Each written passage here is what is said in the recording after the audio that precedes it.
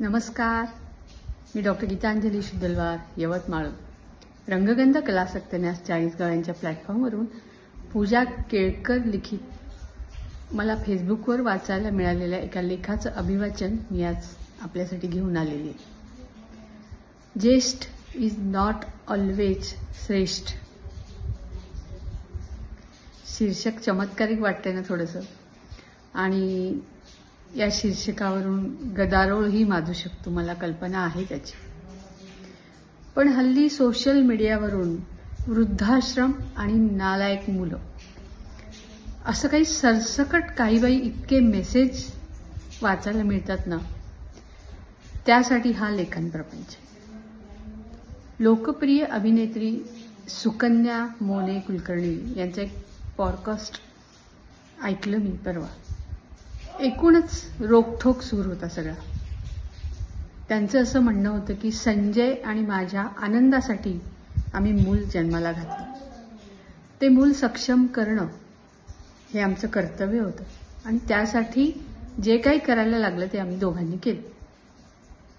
मूल मोठं करताना पालक म्हणून आपण पण तितकंच प्रगल्भ व्हायला पाहिजे. हा काही व्यवहार नाही आहे की आम्ही दिलं म्हणून तू दिलं पाहिजे, असा एकूणच रोखठोक त्या बोलल्या त्या दिवशी. आपल्याकडं काही माणसं किंवा त्या भूमिकेमध्ये असणारी काही माणसं सरसकट वाईट मानली गेली. जनरलायझेशन केलं गेलेलं आहे, तेही अगदी चुकीच्या पद्धतीने. सासू वाईटच, मुलगा गरीब बिचारा किंवा ताटाखालचा मांजर, सून फूट पाडणारी, नणंद भोचकच. हे असायलाच पाहिजे, हे शिक्के मारलेले आहेत आपण सगळ्यांवर. अगदी यातून कधी बाहेर पडणार आहोत आपण, या लेबलमधून, या शिक्क्यांमधून?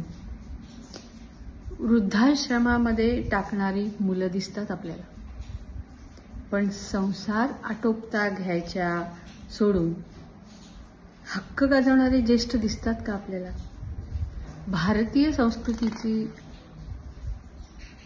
जाण ठेवून किंवा दाखला देऊन श्रावण बाळाच्या गोष्टी ऐकवायच्या, पण आजच्या काळातल्या श्रावण बाळाची समस्या कोण समजून घेणार आहे?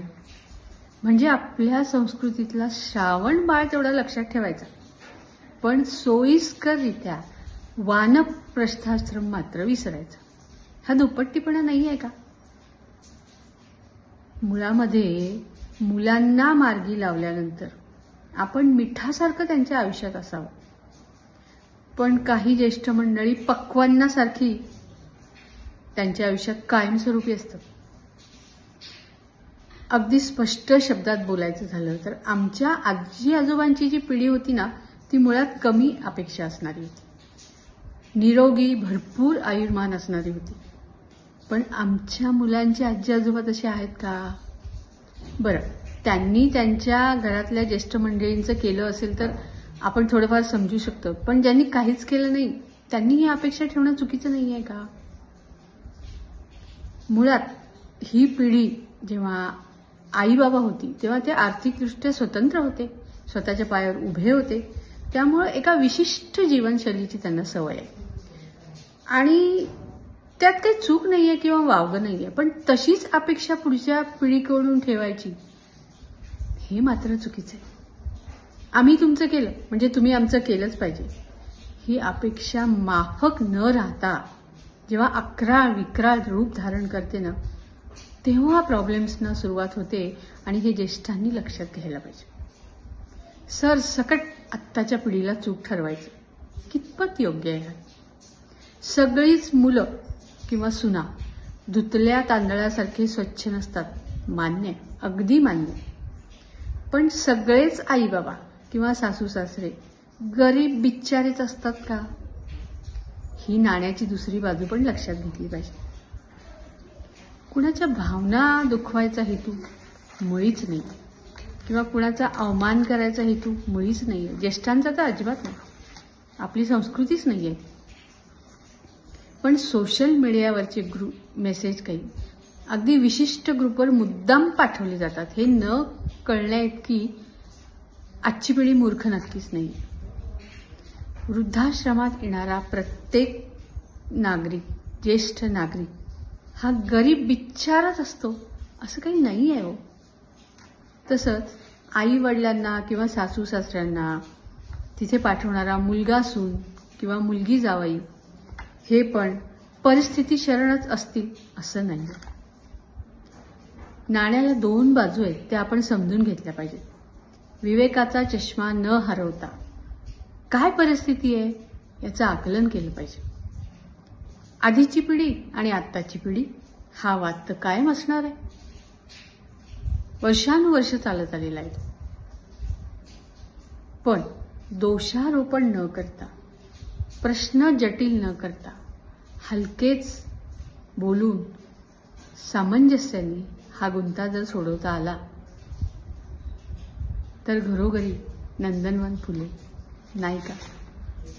जसं तरुण मुलांकडून आपण अपेक्षा करतो, तो ज्येष्ठांनी सुद्धा आपलं वय, आपला अनुभव आणि आपल्याला आजपर्यंत आलेल्या आयुष्यातले सगळ्या तिखट, आंबट, गोड सगळ्या आठवणींचं, सगळ्या अनुभवाचं एकत्रीकरण करून आपलं उरलेलं आयुष्य संयमाने, सुंदररित्या जगता येईल का याचा विचार करणं आजच्या या धकाधकीच्या जगामध्ये फार आवश्यक झालेलं आहे. पूर्वीच्या काळची रचना वेगळी होती आपली सामाजिक. एकत्र कुटुंब होते, ज्येष्ठ सहज सामावले जायचे, सहज त्यांचं सगळं व्हायचं. पण आज वेगळी विभक्त कुटुंब आहेत. त्यामुळं ज्येष्ठांनी सुद्धा या गोष्टीचा विचार केला पाहिजे.